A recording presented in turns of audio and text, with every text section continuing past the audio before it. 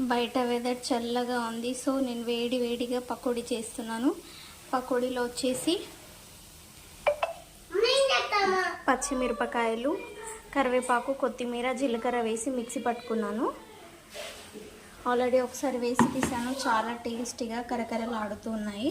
గడ్డ బజ్జీ కోసం శనగపిండి, మనం ఇంతకుముందు చేసుకున్న జీలకర్ర, కరివేపాకు, కొత్తిమీర, పచ్చిమిరపి పేస్ట్, వామ, పసుపు, కొంచెం మిరియాల పొడి, సాల్ట్ వేసి బాగా కలుపుకోవాలి. కలుపుకొని తర్వాత ఆలుగడ్డలు లోపలేసి డిప్ చేసుకొని ఆయిల్లో వేసుకుంటే ఆలు బజ్జీ రెడీ.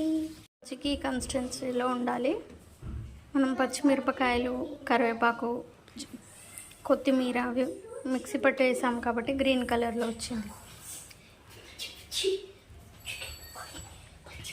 ఇప్పుడు ఇందులో ఒక స్లైస్ డిప్ చేసి ఆయిల్లో వేయడం.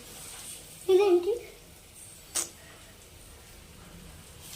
ఆయిల్ కొంచెం వంట సోడా వేసాను. సో చాలా బాగా పైకి ఉబ్బుతుంది చూడండి.